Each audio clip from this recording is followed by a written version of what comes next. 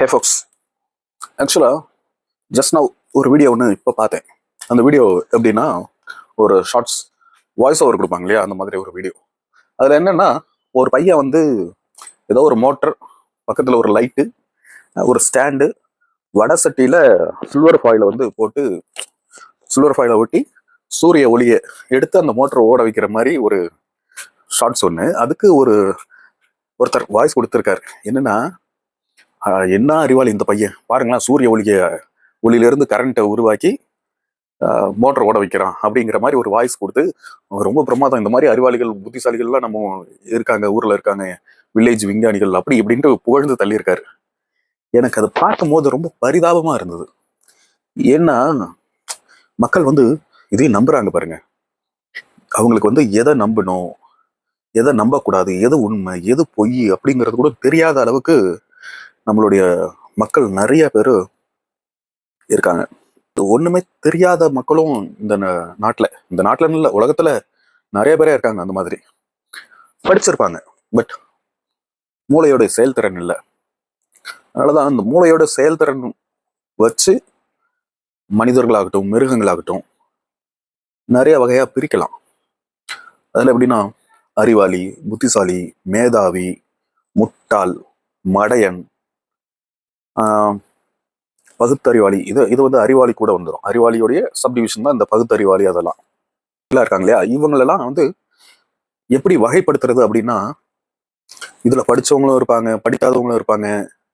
அறிவாளிகள்ல படிக்காதவங்க கூட அறிவாளிகளா இருப்பாங்க. சில பேருக்கு வந்து இயற்கையாவே இந்த செயல்திறன் வந்து மூளையோட செயல்திறன் வந்து நல்லா இருக்கும். அவங்க இயற்கையாவே அறிவாளிகளா இருப்பாங்க.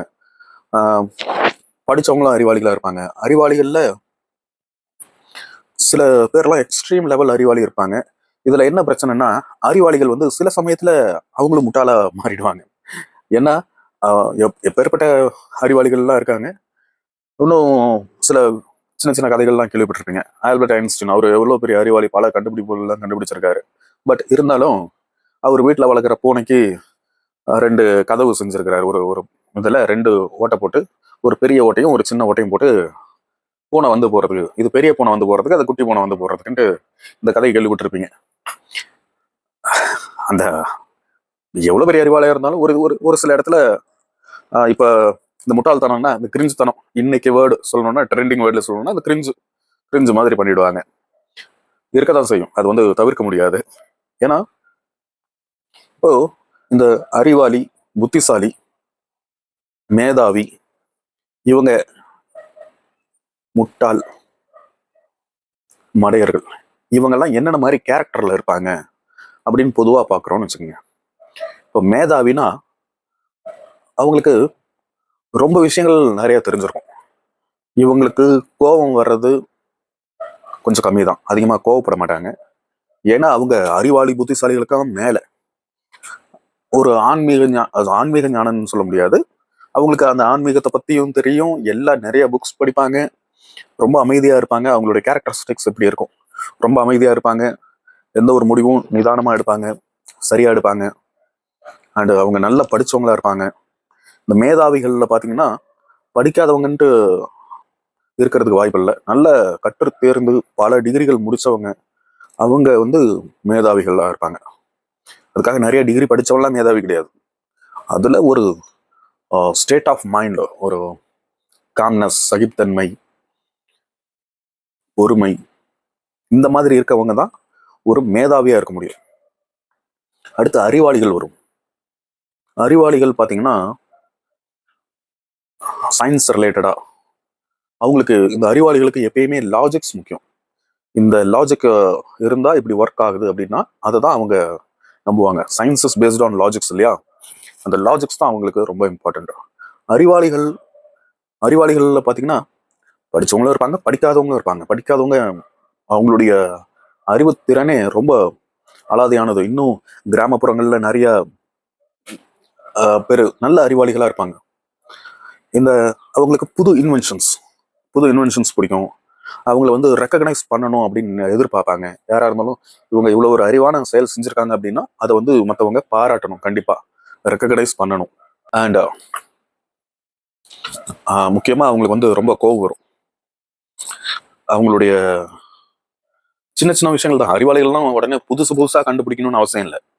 சின்ன சின்ன விஷயங்கள், ஒரு ஒரு கதவு சரியா சாத்த மாட்டேங்குது அப்படின்னா அதை எந்த இடத்துல சரி பண்ணா அதை அந்த கதவு ப்ராப்பரா சாத்தும். இந்த மாதிரி ஒரு சின்ன சின்ன அன்றாடம் டே டு டே லைஃப்ல ஒரு ஒரு சிக்கல்கள் வரும்போது அதை ப்ராக்டிக்கலா தீர்த்து வைக்கிறது.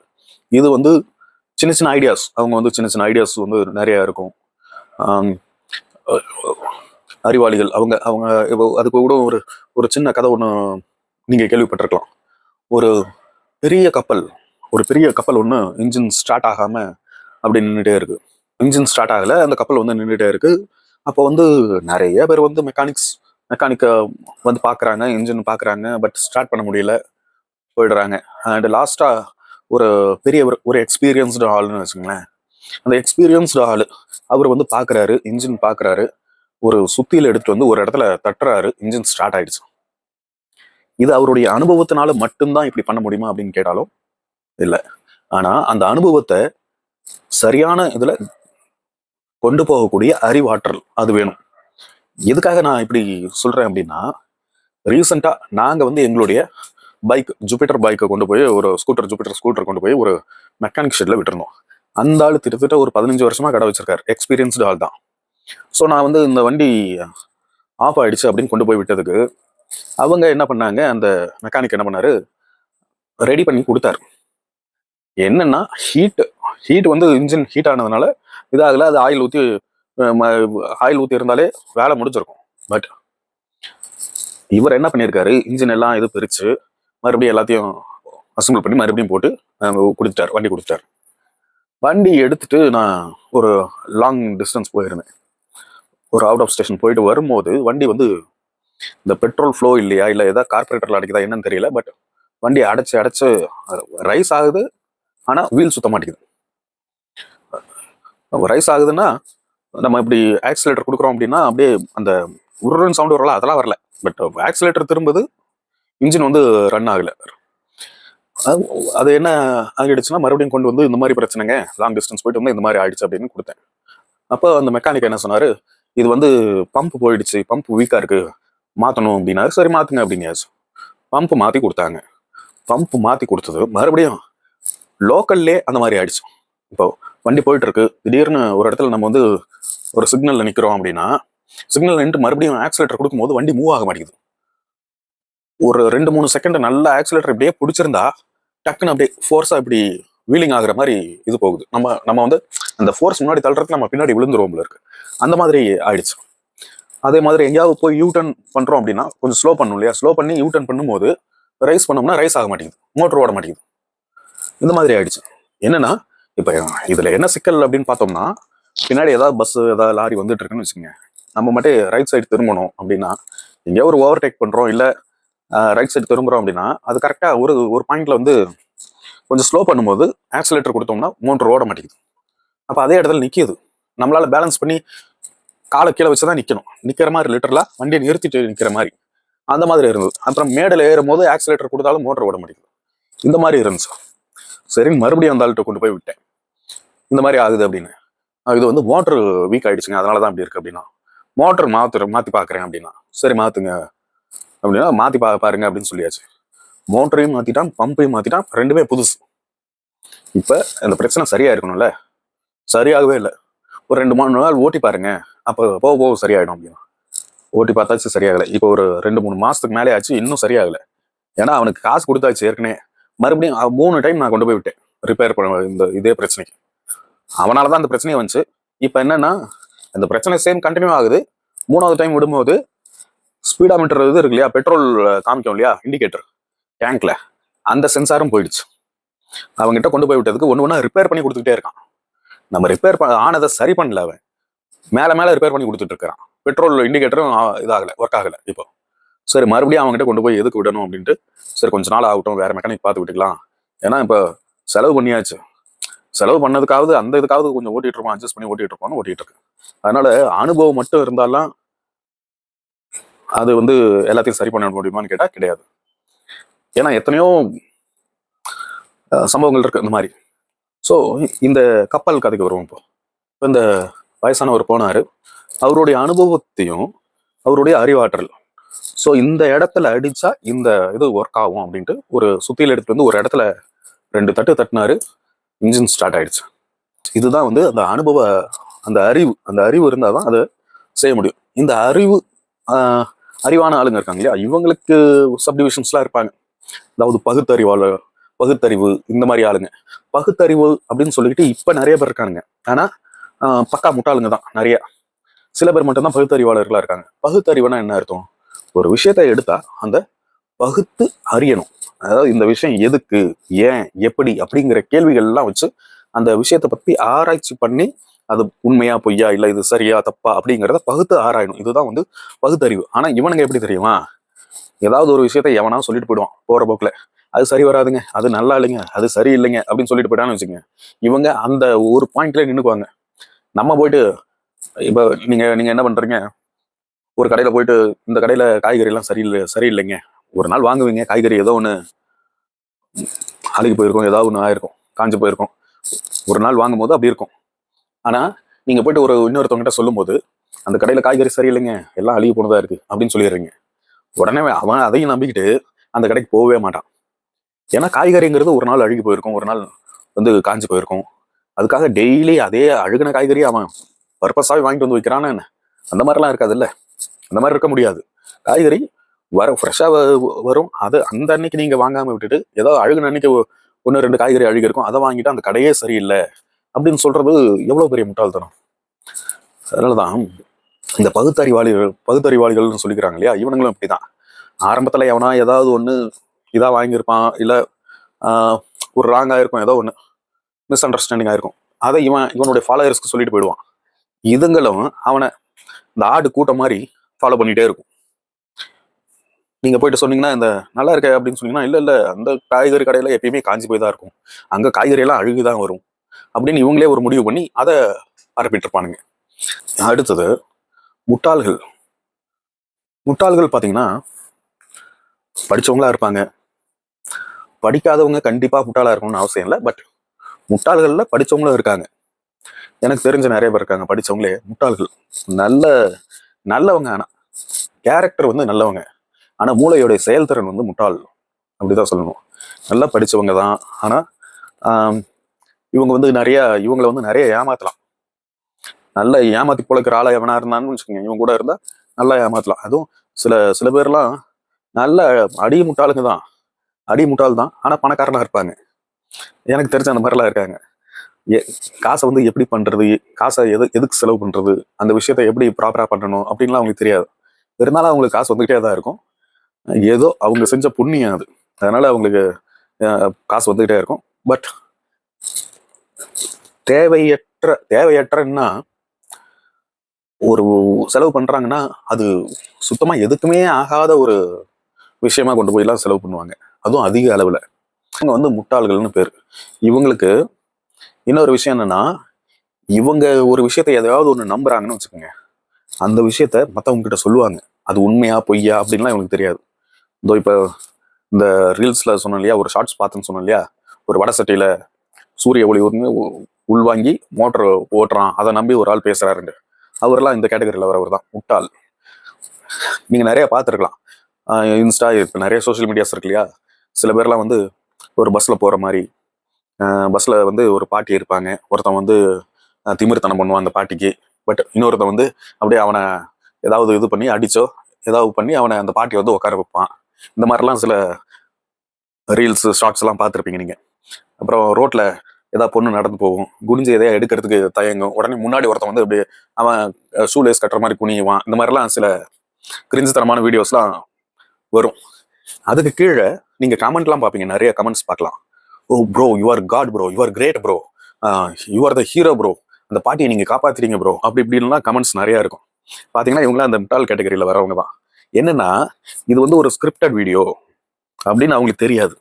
அவங்களுக்கு அந்த யோசனையே வராது. என்னன்னா இந்த எப்படி இந்த வீடியோ எடுக்கும் போது இந்த சம்பவம் நடக்கும் போது எப்படி கேமராமேன் அங்க இருக்கான், எப்படி இவ்வளோ வீடியோ வந்து இப்படி வருது, அது இந்த பக்கம் ஆங்கிளா இப்படி ஒரு வீடியோ, இப்படி ஒரு ஷார்ட் இருக்கு, இந்த பக்கம் ஒரு ஷார்ட் இருக்கு, க்ளோஸ்அப்ல இருக்கு, இப்படிலாம் இருக்கு. இதெல்லாம் உண்மையா நடந்ததா இல்ல எதர்ச்சியா நடந்த வீடியோ மாதிரி தெரியலையே, ஸ்கிரிப்டட் வீடியோ வச்சு இது அப்படின்னு வீடியோ நைஸ் அப்படின்னு போட நைஸ் அந்த மாதிரி போடணும் இல்லையா. இவங்க வந்து ரொம்ப அதை மிகைப்படுத்தி bro your God bro your great bro அப்படி இப்படின்ட்டு அந்த அவனை ஹீரோ மாதிரி இது போடுவாங்க. அவங்களுக்கு அது தெரிய மாட்டேங்குது. இது இதுதான் அந்த முட்டாள்களுடைய வேலை.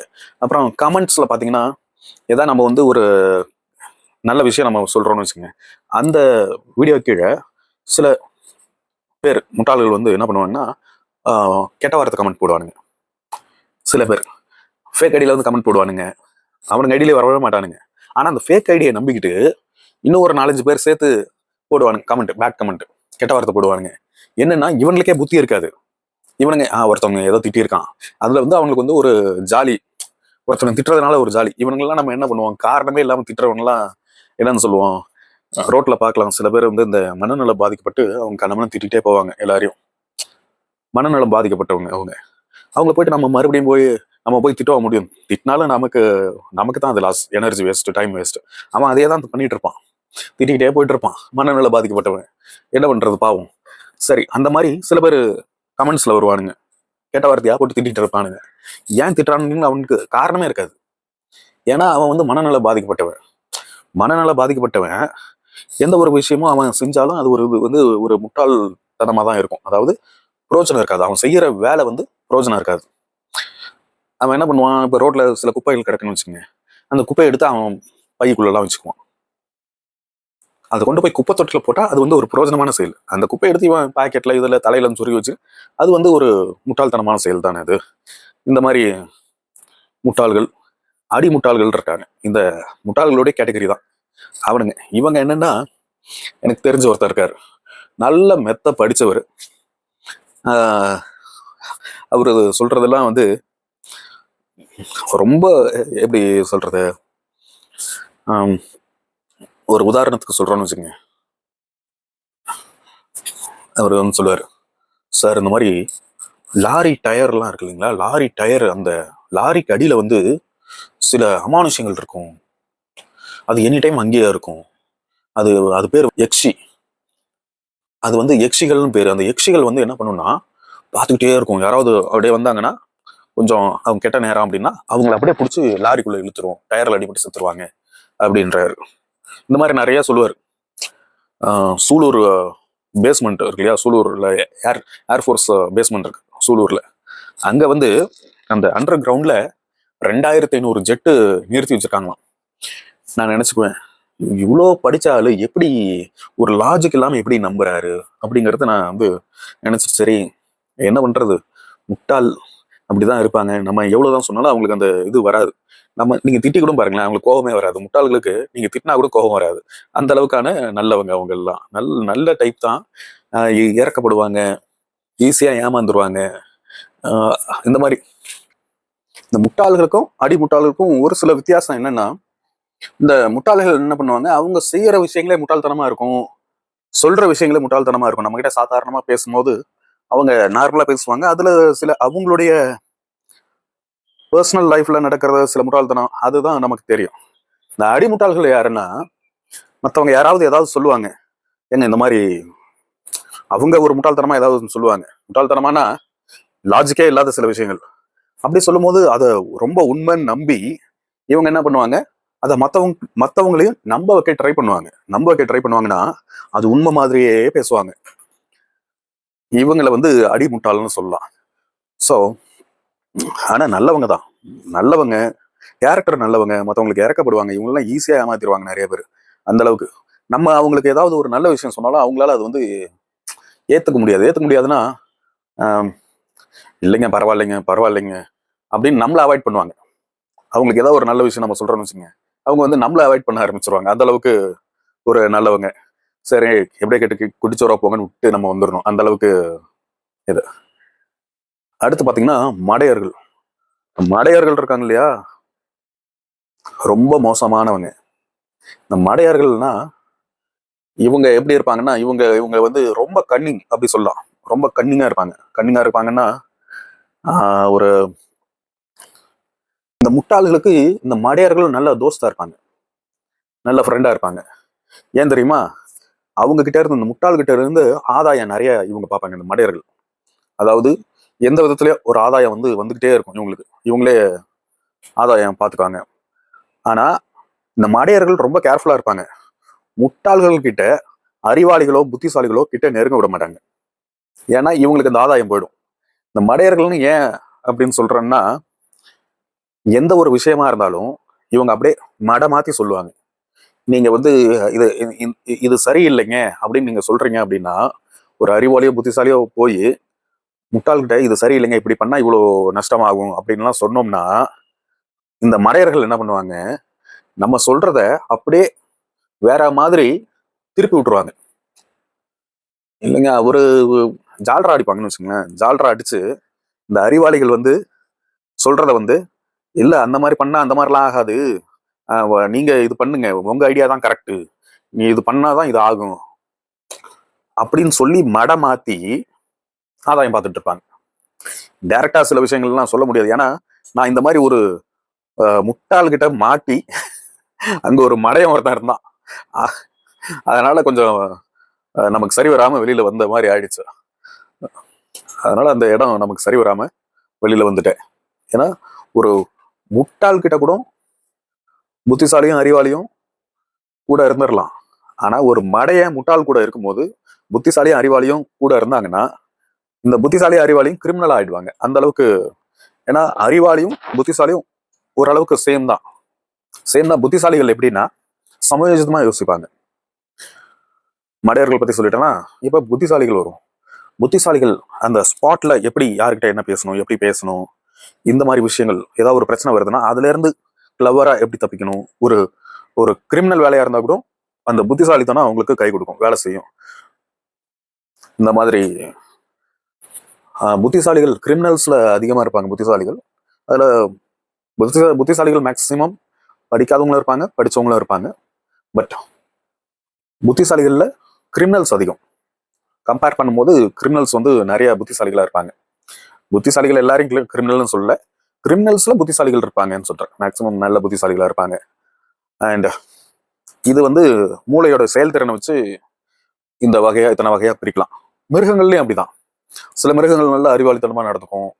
அண்ட் மிருகங்கள் மேக்சிமம் அதுங்களுடைய புத்திசாலித்தனம் நிறைய அதுங்க தப்பிக்கிறதுக்கு அப்படிலாம் மிருகங்கள் மேக்சிமம் புத்திசாலிகளா இருக்கும். ஒரு சில மிருகங்கள் தவிர புத்திசாலிகள் வந்து அது தப்பிக்கிறதுக்கு வேகமா இருக்கிற மிருகங்கள் எல்லாம் புத்திசாலித்தனமா இருக்கும். அண்ட் அதோட இயற்கை நேச்சர் அது.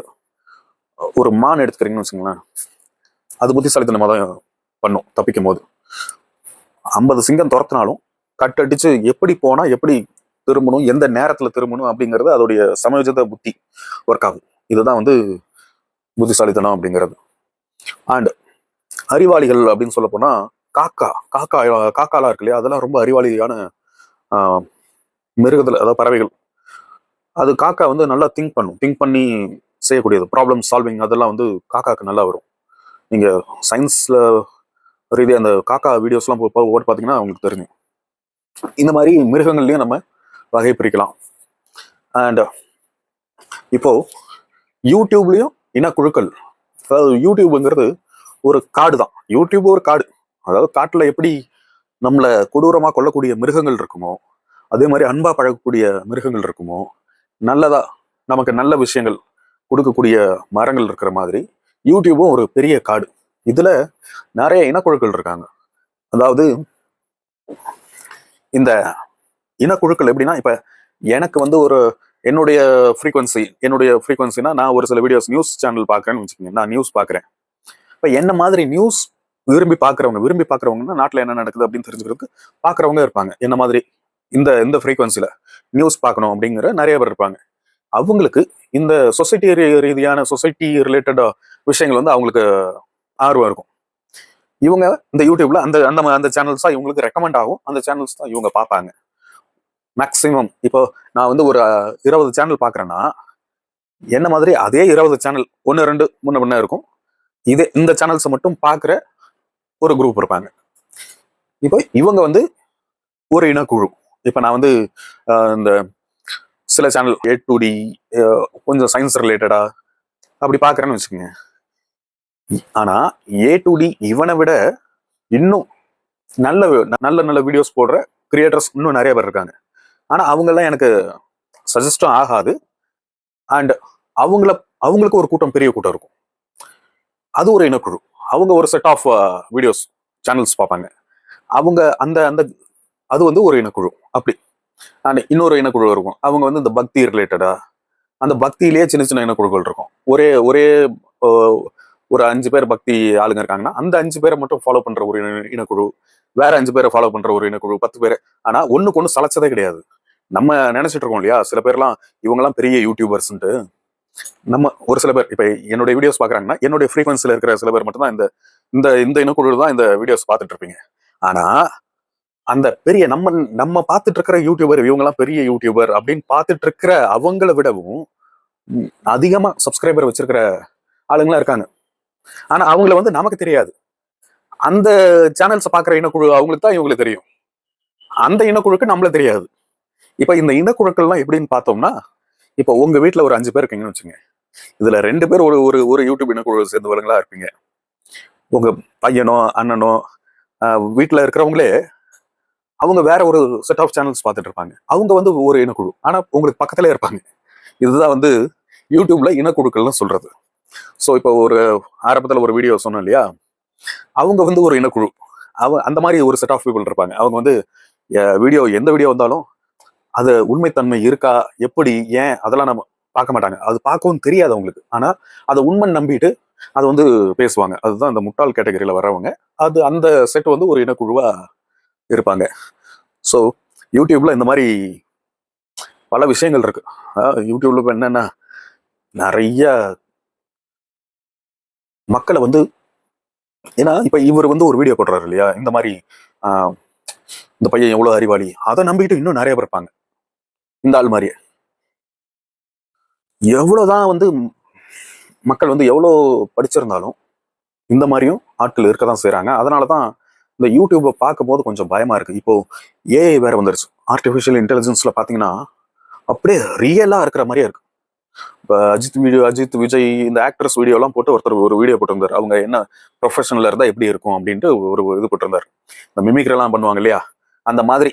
மிமிக்ரி கிடையாது, இந்த இந்த டயலாக்கை அஜித் பேசி இருந்தால் எப்படி இருக்கும், அந்த மாதிரி ஒரு கான்செப்ட்ல கப்பல் கேப்டன் வேலையில் அஜித் இருந்தால் எப்படி இருக்கும் அப்படின்ட்டு அவரு வீடியோவே, அஜித்தோடைய வீடியோவே, சும்மா போட்டோ இல்ல, வீடியோவே கப்பல்ல நடக்கிற மாதிரி, ஒரு ஏர்ஃபோர்ஸ்ல இருக்கிற மாதிரி, விஜய் சேதுபதி வந்து தூய்மை பணியாளர்களை வேலை செய்யற மாதிரி, இன்னொரு ஆக்டர் வந்து ஸ்விக்கி ஓட்டுற மாதிரி, இந்த மாதிரி வீடியோவே போட்டிருக்காங்க. ஏன், நான் ஒரு வீடியோ பார்த்தேன். அம்பானி, அப்புறம் நாராயணன், இன்ஃபோசிஸ் சத்யநாராயணன், அவரு, அப்புறம் நந்தன் ஒருத்தர் பெரிய பிசினஸ் மேன் தான், அதானி, இவங்க எல்லாம் ஒரே மேடையில இருக்காங்க. அவங்க பேசுறாங்க. மேடையில என்ன பேசுறாங்கன்னா, நீங்க எங்களுடைய இதுல இன்வெஸ்ட்மெண்ட் பண்ணுங்க, 21,000 ரூபாய் கட்டினீங்கன்னா உங்களுக்கு வந்து 3 மாசத்துல இத்தனை லட்சங்கள் கிடைக்கும் அப்படின்னு பேசுறாங்க. நான் வந்து கொஞ்சம் தெளிவா இருந்ததுனால, ஓ ஏஐ எல்லாம் இருக்கு, கொஞ்சம் அப்டேட்ல இருக்குன்றதுனால, ஓ இது ஏஐ ஏமாத்துறாங்க அப்படின்னு நான் கண்டுபிடிச்சிட்டேன். எனக்கு தெரிஞ்சு போச்சு. ஆனா இன்னமும் மக்கள் எத்தனை பேர் வந்து அதை உண்மை நம்பி அதுல இன்வெஸ்ட்மெண்ட் பண்றாங்க? நீங்க நியூஸ்லாம் கூட பார்த்திருக்கலாம். இப்போ ரீசெண்டா பெங்களூர்ல ஒரு பெரியவர் ஒருத்தவர், இதுக்கே அவர் பெரிய பொசிஷன்ல இருந்தவர், சம் டாக்டரா ஏதோ ஒரு பொசிஷன்ல இருந்தவர், ஹெட் மாஸ்டரா ஏதோ ஒரு பொசிஷன், எனக்கு டக்குன்னு மறந்து போச்சு. அவங்க ஒய்ஃபும் வந்து நல்ல ஒரு பெரிய பொசிஷன்ல இருந்தவங்க. அவங்க வந்து இந்த மாதிரி போலீஸ் டிபார்ட்மெண்ட்ல இருந்து கால் பண்றோம், உங்களுடைய டிரான்சாக்ஷன்ஸ்லாம் இதா இருக்குது, நீங்க உங்க அமௌண்ட் எல்லாம் எனக்கு அனுப்பிச்சு விடுங்க, அதெல்லாம் அமௌண்ட் எல்லாம் கரெக்டா சரி பார்த்துட்டு உங்களுக்கு ரிட்டர்ன் கொடுத்துருவோம் அப்படின்னு. இந்த ஸ்கேம் இருக்கு இல்லையா, டெலிஃபோன் ஸ்கேம், இந்த டெலிஃபோன்ல ஸ்கேம் பண்ணுவாங்க இல்லையா, அந்த குரூப் வந்து இவரை ஏமாத்தி கிட்டத்தட்ட ஒரு 1.5 கோடி ரூபாய் என்னமோ ஆட்டை போட்டானுங்க. 1.5 கோடி ரூபாய் அவர் வந்து ஏமாந்து விட்டுட்டாரு. அப்போ பாத்துக்குங்க, அவர் வந்து அதை நம்புறாரு. மீன்ஸ் அடுத்தது எப்படி யோசிக்கணும்னே தெரியல. இந்த மாதிரியும் படிச்சவங்க தான், பெரிய படிச்சவங்க தான், ஆனா இந்த மாதிரி ஏமாந்து இருக்காங்க. இந்த மாதிரி நிறைய பேர் இன்னமும் சென்னையில மறுபடியும் ஸ்கேம் நடந்துகிட்டே தான் இருக்கு. அப்போ மக்களுக்கு அந்த நல்லா படிச்சவங்களே நிறைய ஏமாந்துடுறாங்க, இது உண்மைதான் அப்படின்னு நம்பி. இன்னமும் நீங்க பாருங்க, சீட்டு போட்டு இந்த பொம்பளை 1 கோடி ரூபாய் எடுத்துட்டு போயிடுச்சு, இவங்க 2 கோடி ரூபாய் தூக்கிட்டு போயிட்டாங்க, நாங்க 20 பேர் 30 பேர் சீட்டு போட்டோம் அப்படின்லாம் நியூஸ் வந்துகிட்டே இருக்கு பாருங்க. அந்த மாதிரி இப்போ நிறைய என்னன்னா, என்னதான் படிச்சாலும் அவங்களுடைய மூளை செயல்திறனை வச்சுதான் இதெல்லாம் நடக்கிறது. அந்த மாதிரிதான் இந்த யூடியூப்லயும் ஃபேக்கான வீடியோஸை நம்புவாங்க. கமெண்ட் எவனா ஒருத்தன் பேட் கமெண்ட் போட்டானா அந்த பேட் கமெண்ட் கீழே அடுத்தது போட்டான், அந்த மாதிரி நிறைய பேர் இருக்கானுங்க. இவனுங்க எல்லாமே இந்த முட்டாள் ரகத்துல வர ஆளுங்க தான். ஆனா நல்லவங்க தான், ஆனா என்ன மென்டலி நாட் ஃபிட் அப்படின்னு தான் சொல்லணும். இந்த மாதிரி நிறைய பேர் அதை நம்பி அவங்களுடைய சில பேர்லாம் அவங்களுடைய லைஃபே இந்த மாதிரிலாம் போயிருக்கு. சில பேருக்குலாம் இந்த இன்ஸ்டாகிராம்லாம் பார்த்தீங்கன்னா ஒரு போன மாதம் நியூஸ், ஒரு பொண்ணு ஒன்று, ஒரு பொம்பளை கல்யாணம் ஆயிடுச்சு, டைவர்ஸ் ஆயிடுச்சு போல இருக்கு பாவம். ஆனால் பண கஷ்டம் அப்படின்ட்டு எவனோ ஒருத்தன் தன்னை டாக்டர்னு சொல்லி பேசியிருக்கான். அந்த டாக்டர்னு சொல்லி பேச அவனை நம்பி இந்த பொண்ணு அவனை போய் மீட் பண்ண போய் அவன் காசு வாங்கி தரேன், ஃபைனான்சியர்கிட்ட வாங்கி தரேன் அப்படின்னு சொல்லி இவன் ரூம்ல அடைச்சி வச்சு, ஒரு ஹோட்டல் ரூம்ல அடைச்சி வச்சு இன்னும் ஒரு 4 பேர் அங்கே ஏற்கனவே ஒளிஞ்சிட்டு இருந்தான். அவனுங்க எல்லாம் சேர்ந்து இந்த பொண்ணை இது பண்ணி இந்த பொண்ணுங்க பொம்பளை கிட்ட இருந்த நகை எல்லாத்தையும் பறிச்சுட்டு காசு எல்லாத்தையும் வாங்கிட்டு இந்த பொண்ணை துரத்தி விட்டுருக்கானுங்க. துரத்தி விடல, அந்த ரூம்லயே அடைச்சி வச்சுட்டு போயிட்டானுங்க. பாத்துங்க, இத ஒருத்தவன் அவன் மூஞ்ச பார்த்தா அவன் டாக்டர் மாதிரியும் இல்லை, அவனை பார்த்தாலே தெரியுது பொறுக்கி மாதிரி இருக்குன்ட்டு. அதாவது அந்த முடியெல்லாம் ஒரு மாதிரி வித்தியாசமா வச்சிருக்கான். அவனையும் நம்பி போயிருக்குன்னா அப்போ மக்கள் வந்து அந்த ஈஸியா நம்புறாங்கன்னா நிறைய பேர் இப்படி இருக்காங்க, முட்டாள்தனமா இருக்காங்க. அதனாலதான் நம்ம என்ன சொல்றோம்னா, அந்த சட்டத்துல இருக்கிறவங்களாம் இப்படிதான் இருக்கானுங்க நிறைய பேர். என்ன பண்றது, ஒன்றும் பண்றதுக்கு இல்லை. சரி, ஓகே ஃபாக்ஸ், இதான் இன்னைக்கான வீடியோ. பிடிச்சிருந்தா மட்டும் லைக் பண்ணுங்க. அண்ட் சேனலுக்குள்ள அப்படியே மிக்ஸ்டு வீடியோஸ் தான் இருக்கும், நிறைய வீடியோஸ் இருக்கும், மிக்ஸ்டாக தான் இருக்கும். எனக்கு இந்த பேக்ரவுண்ட் போடுறது, நடுவில் கிளிப்பிங்ஸ் வைக்கிறது, அந்த மாதிரிலாம் தெரிய மாட்டேங்குது, வைக்க தெரிய மாட்டேங்குது ஃப்ராங்காக சொல்ல போனால். பட் ஒரு என்னுடைய திங்கிங் என்னன்னா, ஒரு ஆர்கானிக்கான ஒரு இதாக கிரியேட் பண்ணணும், ஒரு சர்க்கிள் கிரியேட் பண்ணணுங்கிறது தான். ஸோ ஓகே ஃபாக்ஸ், பாய்.